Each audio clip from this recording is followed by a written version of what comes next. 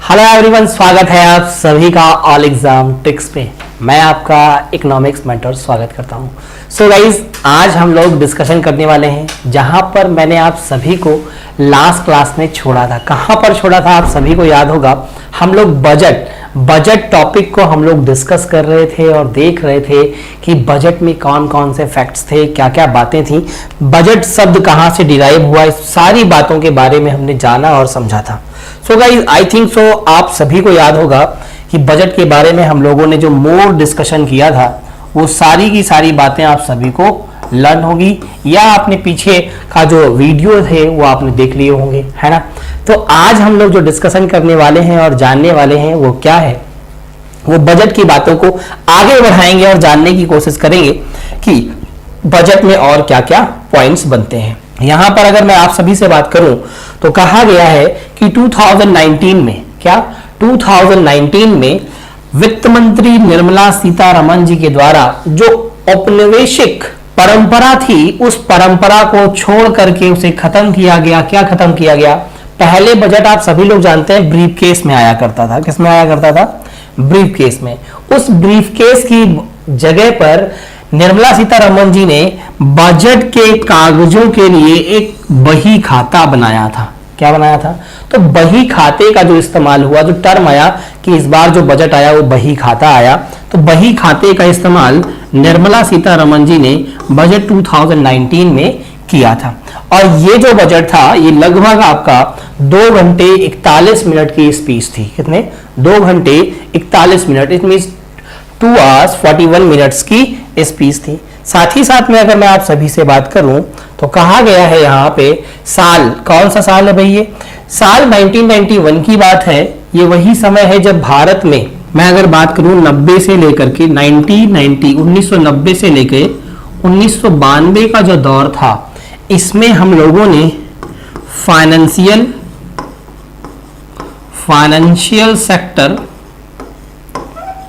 Sector reforms किए। Financial sector reforms क्या होते हैं?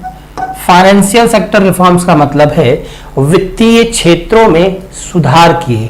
और उन वित्तीय क्षेत्रों के सुधार के अंतर्गत अगर मैं बात करूं, वित्तीय क्षेत्रों में सुधार, अगर मैं सुधार के अंतर्गत अगर बात करूं तो यहां पर हम लोग एलपीजी लेकर के आए थे। अब आप कहेंगे सर एलपीजी क्या है? ये भाई गैस नहीं है, ये सिलेंडर में भरने वाली लिक्विड पेट्रोलियम गैस नहीं है, ये लिक्विफाइड पेट्रोलियम गैस नहीं है। ये है आपका, एल का मतलब है लिबरलाइजेशन, पी का मतलब है प्राइवेटाइजेशन और जी का मतलब है ग्लोबलाइजेशन। इस चीज को यहां पर लाया गया। मतलब कहने का, लिबरलाइजेशन का मतलब होता है उदारीकरण, प्राइवेटाइजेशन का मतलब होता है निजीकरण और ग्लोबलाइजेशन का मतलब होता है वैश्वीकरण।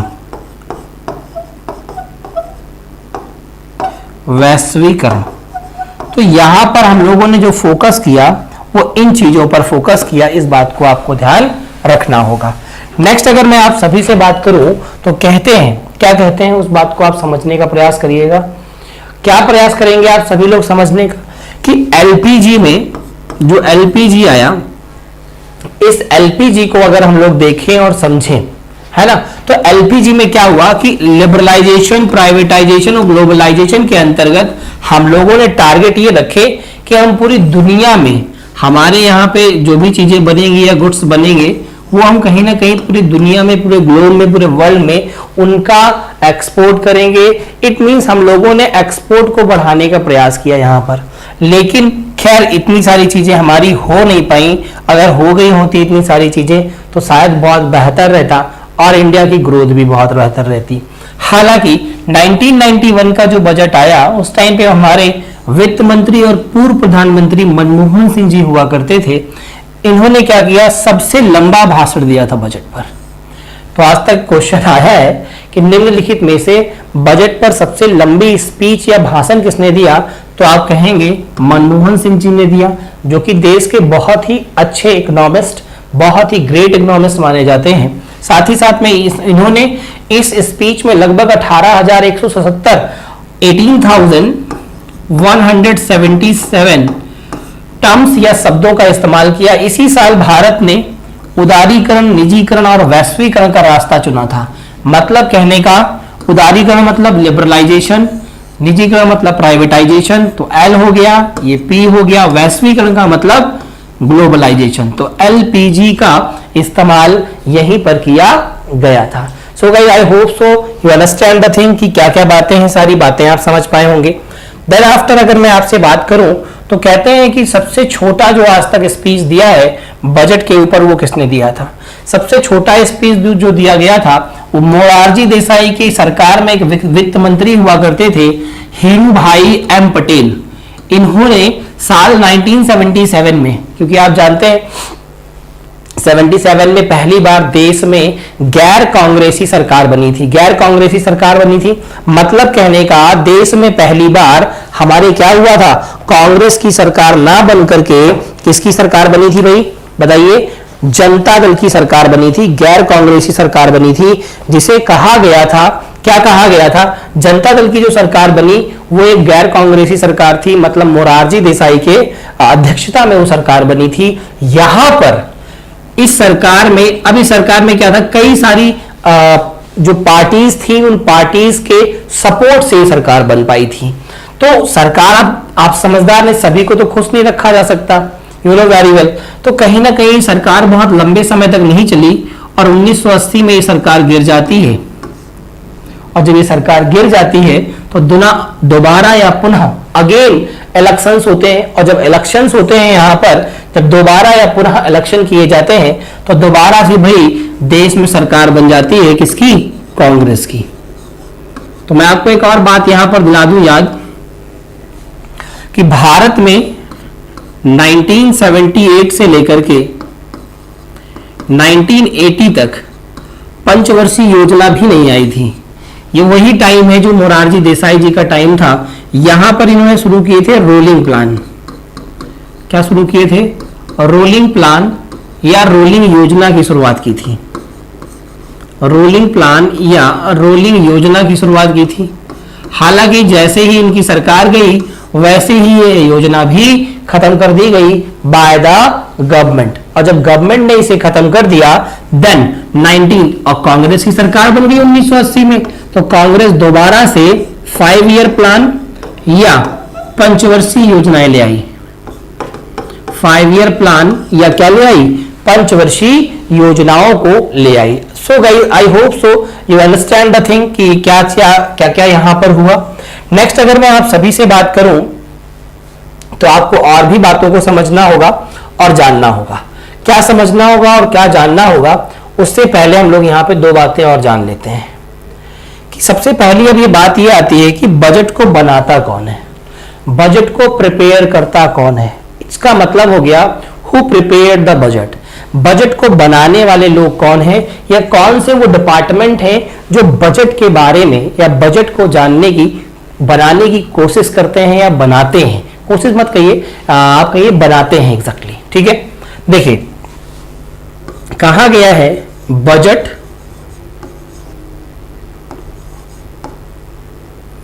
डैश करके लिखेंगे प्रिपरेशन या prepared.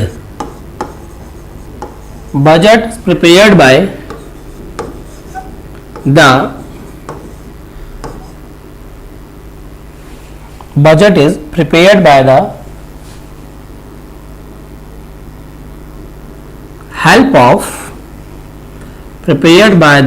help of various department.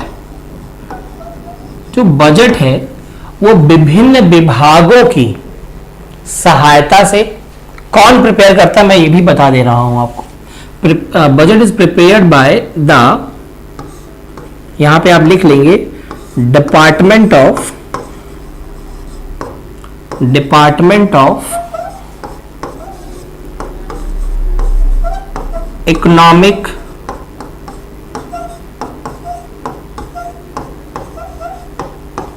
Affairs.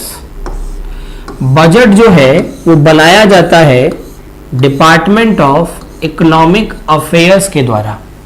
अब डिपार्टमेंट ऑफ इकोनॉमिक अफेयर्स की कौन कौन हेल्प करता है और कौन कौन मदद करता है, ये बात हमें जाननी भी होगी और समझनी भी होगी। ठीक है, तो डिपार्टमेंट ऑफ इकोनॉमिक अफेयर्स की जो मदद करते हैं, हम एक बार उनके ऊपर भी गौर फरमा लेते हैं। वो मदद करने वाला कौन कौन है? पहला, डिपार्टमेंट ऑफ एक्सपेंडिचर। दूसरा जो है वो है डिपार्टमेंट ऑफ रेवेन्यू। तीसरा जो है वो है department of financial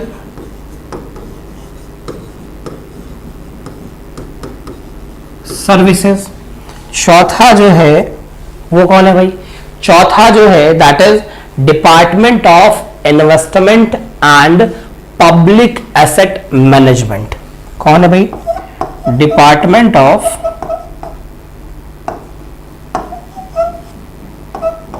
public asset and management. ये वो डिपार्टमेंट है जो हेल्प करते हैं किसकी? डिपार्टमेंट ऑफ इकोनॉमिक अफेयर्स की to prepare the budget.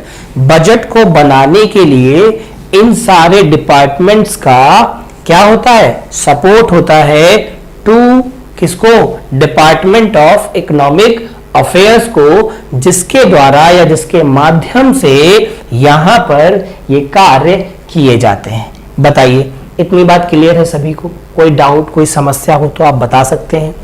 If any type of doubt, किसी भी प्रकार का अगर कोई डाउट आपको होता है तो आप हमसे पूछ सकते हैं। बात क्लियर है? चलिए आगे बढ़ेंगे और जानने की कोशिश करेंगे कि ये फाइनेंस मिनिस्टर तक कैसे पहुंचता है। देखिएगा, अब बजट में है क्या? आप सभी लोग समझदार हैं। बजट में है क्या? बजट में दो ही चीजें हैं। एक तो बजट में इनकम क्या आई और दूसरा क्या है? बजट में एक्सपेंडिचर क्या है। एक्सपेंडिचर कितना हुआ, मतलब इनकम क्या आई, रेवेन्यू क्या जनरेट हुआ और हम लोगों ने एक्सपेंडिचर क्या किया। इसके अलावा कुछ भी नहीं है, नथिंग एल्स।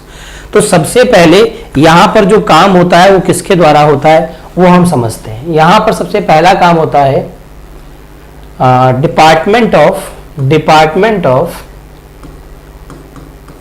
एक्सपेंडिचर। ठीक है, दूसरा जो काम होता है वो किसका होता है? वो होता है डिपार्टमेंट ऑफ रेवेन्यू का। किसका होता है? डिपार्टमेंट ऑफ रेवेन्यू का। तीसरा काम किसका होता है? तीसरा काम है डिपार्टमेंट ऑफ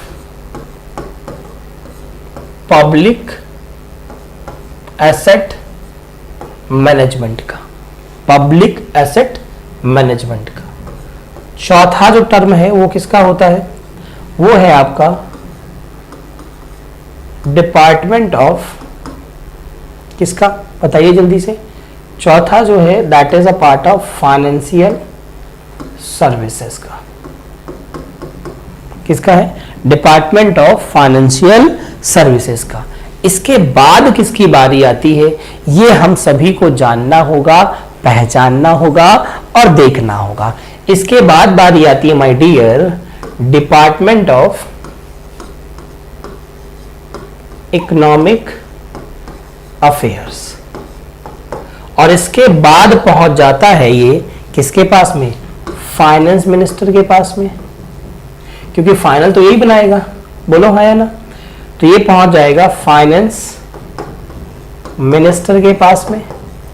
और फाइनेंस मिनिस्टर क्या करेंगे, या महिला है तो क्या करेंगी इस टाइम पर, वो इसे प्रेजेंट कर देंगी। कहां पर प्रेजेंट कर देंगी? प्रेजेंटेड कहां प्रेजेंटेड? Presented in Lok Sabha. कहां प्रेजेंट कर देंगी? लोकसभा में। तो ये बात आपको पता होनी चाहिए। किस किस तरीके से आया? Department of expenditure, department of revenue, department of public asset management, department of finance, then last में कौन प्रिपेयर करके पूरा फाइनल करेगा? Department of economic affairs. ये दे देगा किसको? फाइनेंस मिनिस्टर को, और फाइनेंस मिनिस्टर क्या करेंगे? उसे प्रेजेंट करेंगे कहां पर? लोकसभा में। बात क्लियर? तो बजट कैसे आया, आई होप सो आप लोगों को ये बात भी क्लियर हो गई होगी। बात क्लियर है सभी को? जल्दी से बताएं। अब हम लोग आगे बढ़ेंगे और जानने की कोशिश करेंगे अगले पॉइंट को। ठीक, अगला पॉइंट क्या है? अगला पॉइंट जो यहां बनता है वो बनता है टाइप्स ऑफ बजट से। टाइप्स ऑफ बजट से, टाइप्स ऑफ बजट। बजट के प्रकार। देखिए, बजट के प्रकार की अगर मैं आपसे बात करूं, मैं कहूं कि भाई बजट का प्रकार बताइए मुझे, तो आपको बड़ा आसानी से पता होना चाहिए कि जो बजट का प्रकार होगा वो क्या होगा। बजट का जो प्रकार होगा वो क्या होगा, समझिएगा। मैं दोबारा से लिख दे रहा हूं, टाइप्स ऑफ बजट। बजट का जो प्रकार होगा वो दो प्रकार होगा। हालांकि आप चाहेंगे तो इसमें मैं अभी और भी एक प्रकार निकालूंगा। ठीक है, वैसे जनरली वे में दो ही टाइप के बजट होते हैं। ठीक है, एकदम सामान्य कंडीशन में अगर मैं बात करूं तो दो ही होते हैं, लेकिन अगर आप चाहो तो एक और यहां से तीन कर सकते हो। अब आप कहोगे सर तीन क्यों कर दिए? अभी मैं आपको बता दूंगा क्यों कर दिए। पहला जो बजट होता है उसे हम कहते हैं बैलेंस्ड बजट। Balanced budget. दूसरा जो बजट होता है उसे हम कहते हैं अनबैलेंस्ड बजट। Unbalanced budget. और तीसरा जो बजट होता है उसे हम कहते हैं इंटरिम बजट। Interim budget. तो कुल मिला के ये तीन टाइप के बजट होते हैं, ये तीन प्रकार के बजट है। अब आपके मन में दो प्रश्न आएंगे कि सर बैलेंस बजट क्या होता है? देखिए, बैलेंस का मतलब होता है, देखिए सिंपल सी बात मैं बताऊं आपको, जो गर्ल्स का बजट होता है वो हमेशा बैलेंस्ड रहता है, मतलब मोस्ट प्रोबेबली सरप्लस रहता है। बैलेंस भी क्या, सरप्लस रहता है। क्यों? क्योंकि जितनी इनकम उनकी आती है वो उसी हिसाब से एक्सपेंडिचर करती हैं, या मैक्सिमम जब बहुत कोई एक्सपेंडिचर करने वाला होगा तो इनकम और एक्सपेंडिचर इक्वल कर देगा। पर ऐसी शायद ही कोई गर्ल्स होगी, कोई लड़की होगी भाई जीवन में जो इनकम कम हो और एक्सपेंडिचर उसका ज्यादा हो, है ना। बचत बहुत करते हैं लोग। लड़कों का जो बजट होता है, जो बॉयज का बजट होता है, वो थोड़ा सा क्या कई बार ज्यादा हो जाता है। ये बजट गड़बड़ है। या तो ये बजट होगा, इनकम ज्यादा होगी, एक्सपेंडिचर कम होगा, और या तो ये बजट होगा, इनकम कम होगी और एक्सपेंडिचर ज्यादा होगा।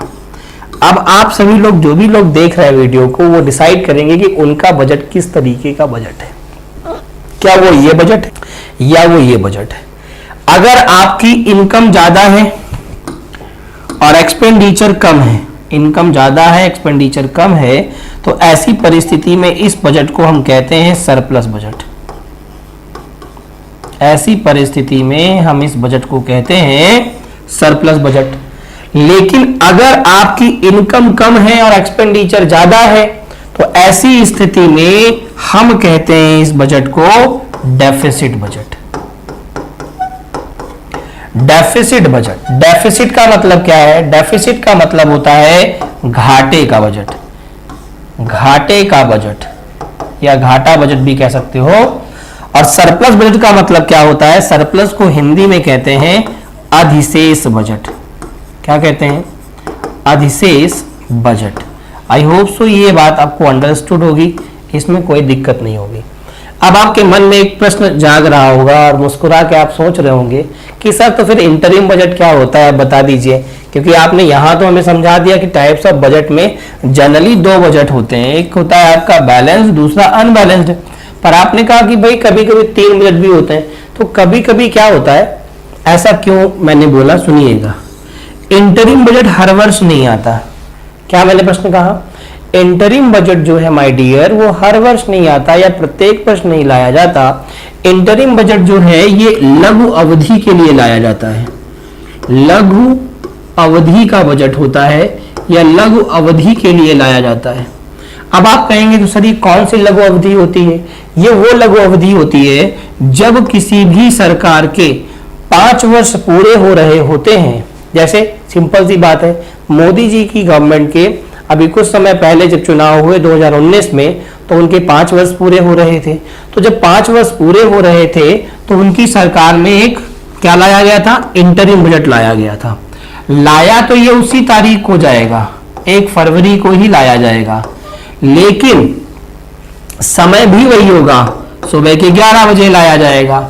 लाएंगे भी कौन? फाइनेंस मिनिस्टर ही लाएंगे। कौन लाएंगे? फाइनेंस मिनिस्टर ही लाएंगे, ऐसा नहीं कि दूसरा कोई लाएगा। लेकिन इसमें फैब, मार्च, अप्रैल, मई लगभग 4 महीने का ही ये बजट होगा, इससे ज्यादा का ये बजट नहीं होता है। कितने महीने का? 4 महीने का ये बजट होता है, या कई बार rare of the rarest case में 5 महीने तक का बजट हो सकता है, हालांकि 4 ही महीने तक रहता है। ठीक है, 4 महीने की पूरी इसमें कुछ योजनाएं लाती है सरकार कि अगर हमारी सरकार बनी तो हम ये करेंगे, अगर हमारी सरकार बनी तो हम ये करेंगे। फॉर एग्जाम्पल मैं आपको याद दिला देता हूं, प्रधानमंत्री किसान सम्मान निधि योजना के अंतर्गत मोदी जी ने इंटरिम बजट में ही वो स्कीम लाए थे, जिसमें कहा था कि जो भी स्मॉल और मार्जिनल किसान है या जो भी आपका लघु और छोटा किसान है, अगर मैं उसकी बात करूं तो उस किसान को हम 6,000 रुपए का असिस्टेंस देंगे। असिस्टेंस का मतलब है सहायता या सहयोग करेंगे। तो सहायता तो करेंगे, पर कितने फेज में करेंगे? वो 3 फेज में करेंगे। पहला 2,000 की किस्त जाएगी, दूसरी 2,000 की जाएगी और तीसरी 2,000 की जाएगी। ये मोदी जी ने 3 फेज में देने की बात बोली थी, पर मोदी जी ने पहली मार्च में दे दी, दूसरी उन्होंने अप्रैल लास्ट मई के स्टार्ट में दे दी, और तीसरी में अगर हम बात करें तो आप समझदार हैं, जो वो चुनाव जीते फिर उन्होंने दे दी। तो लोगों को लगा कि हाँ, जो उन्होंने वादे किए थे वो पूरे हुए। हालांकि जो भी गवर्नमेंट प्रॉमिसेस करती है वो गवर्नमेंट पूरा करने का प्रयास करती है, पर कभी हो पाते हैं और कभी नहीं हो पाते हैं। ये एक सेकेंडरी पॉइंट है, सेकेंडरी मसला है। बात क्लियर हो गई इतनी बात? तो टाइप्स ऑफ बजट क्या होता है ये भी आप सभी को क्लियर हो गया होगा। इसमें कोई भी और किसी भी तरीके का आपको डाउट नहीं रहना चाहिए। नाउ अब हम लोग जो बढ़ेंगे और जानने की कोशिश करेंगे वो पॉइंट होगा, these are the point that is a component of budget. Budget के घटक कौन कौन से हैं, बजट के बारे में अब हम बहुत डिटेल बातें जानने वाले हैं। कंपोनेंट ऑफ बजट के बारे में डिस्कशन करेंगे। किसके बारे में? कंपोनेंट ऑफ बजट के बारे में डिस्कशन करेंगे। कहते हैं बजट के 2 कंपोनेंट हैं। कितने कंपोनेंट है? 2 कंपोनेंट है।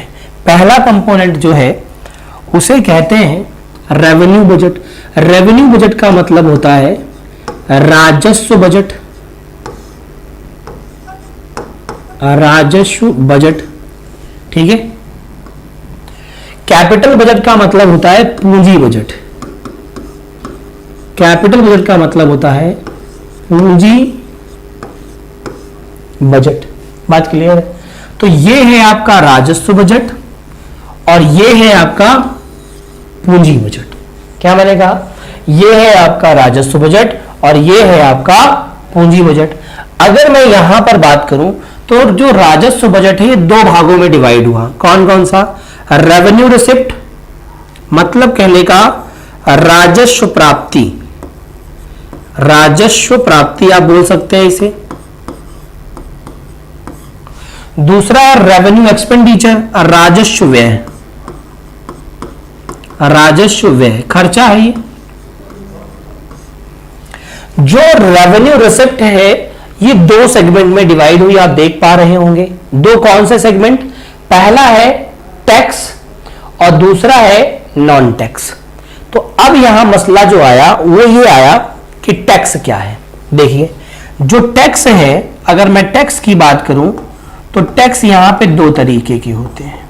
कितने तरीके के हैं? दो तरीके के। एक को कहा गया है डायरेक्ट टैक्स, या आप कह सकते हो डायरेक्ट टैक्सेस, और दूसरे को कहा जाता है इनडायरेक्ट टैक्सेस। एक डायरेक्ट टैक्सेस, दूसरा इनडायरेक्ट टैक्सेस। अब आपके मन में आएगा कि सर नॉन टैक्स क्या है? इस पर भी हम चर्चा करेंगे। पहले हमारी चर्चा डायरेक्ट और इनडायरेक्ट टैक्सेस पर होगी। अब मैं आप सभी को बताऊं direct taxes. What is direct taxes?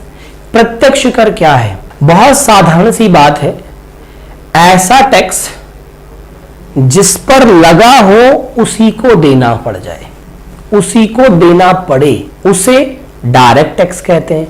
जैसे मैं सिंपल सी बात कहूं आपसे, प्रत्यक्ष कर। मैंने कहा कि मेरे ऊपर आय, जो मेरी इनकम है उसके ऊपर टैक्स है, तो अगर इनकम टैक्स है तो वो कौन पे करेगा? मगर मेरी इनकम पर लगा है तो मुझे पे करना होगा। लेकिन अगर वो आपकी इनकम पर लगा है तो वो आपको पे करना होगा। बात क्लियर है? तो डायरेक्ट टैक्सेस कौन कौन से होते हैं इसके ऊपर मैं बात करता हूं। डायरेक्ट टैक्सेस कौन कौन से होते हैं, इसके लिए बहुत छोटा सा मैं एक सूत्र बताता हूं, आप लोगों को समझिएगा। सूत्र क्या है जानने की कोशिश करिएगा भाई, ठीक है? देखिएगा, मैं आपको सूत्र यहां बताता हूं। wipro.co.in एंड इसके साथ में आप जोड़ लीजिए gift tax. Gift tax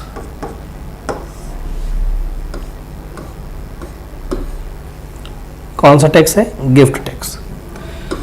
we का मतलब क्या है? पीआरओ का मतलब, सीओ का मतलब, इन का मतलब, और गिफ्ट टैक्स का मतलब।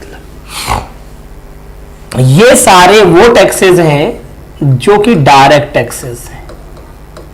क्या है ये? डायरेक्ट टैक्सेस हैं। वीई का मतलब होता है वेल्थ टैक्स। Wealth tax. अब आपको वेल्थ टैक्स क्या होता है? टैक्स के ऊपर टैक्स। आपकी आय बहुत ज्यादा है, स्लैब में आप सबसे ऊपर जा रहे हैं, फिर टैक्स के ऊपर जो टैक्स लगता है वो वेल्थ टैक्स है, सरप्लस पे जो लगता है। पीआरओ का मतलब है प्रॉपर्टी टैक्स।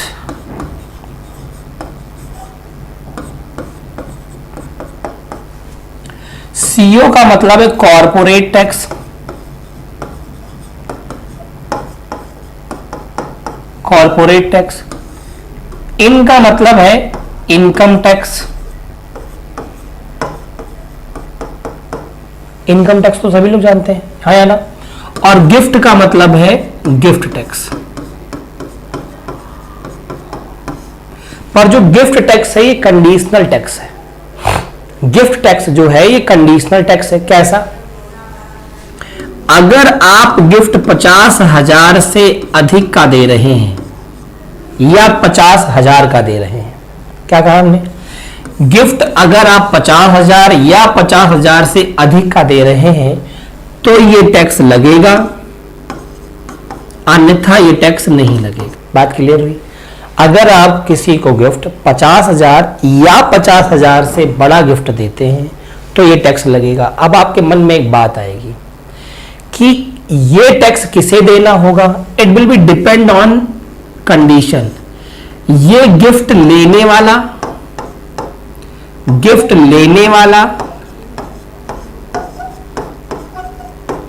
भी दे सकता है और जो गिफ्ट दे रहा है, गिफ्ट देने वाला भी दे सकता है। मतलब जिसने गिफ्ट दे रहा है जो व्यक्ति, वो व्यक्ति भी इस टैक्स को पे कर सकता है, या अगर वो नहीं पे करना चाहता तो जो व्यक्ति गिफ्ट ले रहा है, जिसे गिफ्ट दिया जा रहा है, वो भी इसे पे कर सकता है। ऐसी कोई कंडीशन नहीं है कि कौन पे करेगा, पर पे करना है। ठीक है? तो these are the part of direct tax. अब मैं बात करता हूं आप सभी से इनडायरेक्ट टैक्सेस की। किसकी बात करता हूं? इनडायरेक्ट टैक्सेस की। देखिए इनडायरेक्ट टैक्स की अगर मैं बात करूं तो सबसे पहले तो मैं ये बोलूंगा इनडायरेक्ट टैक्सेस में कि वर्तमान स्थिति में जो इनडायरेक्ट टैक्स है वो रिमूव हो चुके हैं। क्या मैंने बोला? जो इनडायरेक्ट टैक्स है वो रिमूव हो चुका है। तो आपके मन में तुरंत एक बात आई कि अगर ये रिमूव हो चुका है तो इसे किसने रिमूव किया? इसे रिमूव किया है जीएसटी ने, जिसे आप गब्बर सिंह टैक्स कहते हो। कई लोग इसे सर्दी के समय में, सर्दी के मौसम में जर्सी स्वेटर टोपा कहते हैं, और मैं प्यार से इसे गब्बर सिंह टैक्स कहता हूं। तो आप कह सकते हैं गुड्स एंड सर्विसेज टैक्स। बोलिए, कह सकते हैं गुड्स एंड सर्विसेज टैक्स। पर तब भी अगर आपको जानना है कि सर इनडायरेक्ट में क्या होते थे, तो मैं वो बता जरूर दे रहा हूं, छोटी सी। जैसे आप कभी भीड़ भाड़ में जाइए, तो जब आप भीड़ भाड़ में जाएंगे तो जब कोई लड़की या लड़का ज्यादा भीड़ भाड़ में होता है तो क्या कहते हैं? एक्सक्यूज मी, है ना? तो आप भी एक्सक्यूज मी लिख लिया है, एक्सक्यूज मी, ठीक है? एक्सक्यूज मी वेट, आप वेट कहते हैं, यहां पे वेट कहना है बस। एक्सक्यूज मी वेट, तो एक्सक्यूज मी वेट कहना है यहां पे। ये वो है जो इनडायरेक्ट टैक्सेस है। अब आप ये कहेंगे कि ये कौन कौन से इनडायरेक्ट टैक्सेस है, हमें भी बताइए। ईएक्स का मतलब है एक्साइज। ईएक्स का मतलब क्या है भाई? एक्साइज ड्यूटी कहिए, एक्साइज टैक्स कहिए, व्हाटएवर। सीयू का मतलब क्या है? कस्टम हो गया। एसई का मतलब क्या हो गया? सर्विस हो गया, सर्विस टैक्स। बोलिए, ई का मतलब क्या है? ई का मतलब है entertainment tax, entertainment tax. VAT का मतलब क्या हुआ? That is a value added tax, value added tax. आपको पता है वैल्यू एडेड टैक्स सबसे पहले किस स्टेट की गवर्नमेंट ने लगाया था और सबसे बाद में किस गवर्नमेंट ने लगाया था? मैं आपको बता दूं, सबसे पहले वैट लगाया गया था हरियाणा में, और सबसे बाद में से अप्लाई किया था उत्तर प्रदेश ने, या उत्तर प्रदेश में लागू किया गया था, ठीक है? तो ये इनडायरेक्ट टैक्सेस हैं। हालांकि वर्तमान में ये सारे के सारे टैक्सेस हट चुके हैं। किसके द्वारा हट चुके हैं?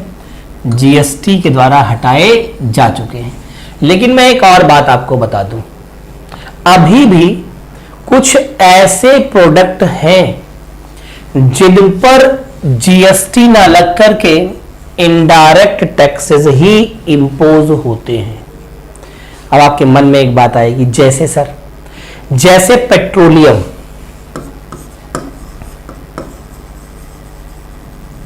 जैसे सर, जैसे वाइन, शराब या लिकर कह सकते हो, जैसे सर टोबैको,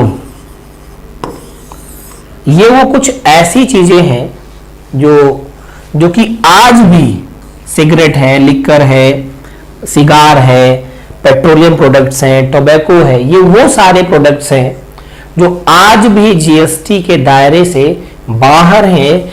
इन पर आज भी इनडायरेक्ट टैक्सेस ही लगते हैं, एक्साइज, कस्टम, ये सारी चीजें आज भी इन पर इंपोज की जाती हैं। ये बात क्लियर हो गई होगी आप सभी प्यारे बच्चों को। चलिए बताएं, कोई डाउट, कोई दिक्कत, कोई समस्या हो तो आप यहां पर मुझसे कह सकते हैं। क्लियर है बात? अब प्रश्न एक और आता है कि जो डायरेक्ट टैक्सेस है वो कौन देखता है? वो देखती है CBDT, central board of direct taxes. और जो इनडायरेक्ट टैक्सेस की बात है वो कौन देखता है? वो देखता है सीबीआईसी। कौन देखता है? सीबीआईसी, ठीक है? ये इनडायरेक्ट टैक्सेस एंड कस्टम है, central board of indirect taxes and custom देखते हैं। तो इस बात को ध्यान रखिएगा कि डायरेक्ट टैक्सेस कौन है और इनडायरेक्ट टैक्सेस कौन है। अब आपके प्रश्न में मन में एक बात जरूर होगी कि सर जब इसे रिमूव कर दिया गया है, हालांकि कुछ प्रोडक्ट्स पर लगता है, तो क्या जीएसटी के बारे में भी आप मुझे कुछ बताएंगे? बिल्कुल जीएसटी के बारे में भी हम आपको कुछ बात जरूर बताएंगे जो आपके एग्जाम के पॉइंट ऑफ व्यू से काफी इंपॉर्टेंट होगी। हालांकि हाँ, जीएसटी का पूरा टॉपिक डिस्कस जरूर नहीं करेंगे, ये पूरा एक टॉपिक है, पर थोड़ी सी ब्रीफ चीज जरूर करेंगे जिससे कि आप सभी के एग्जाम में अगर कुछ छोटी सी बात आए वो आप जरूर कर लें। ठीक है, चलिए आगे बढ़ेंगे।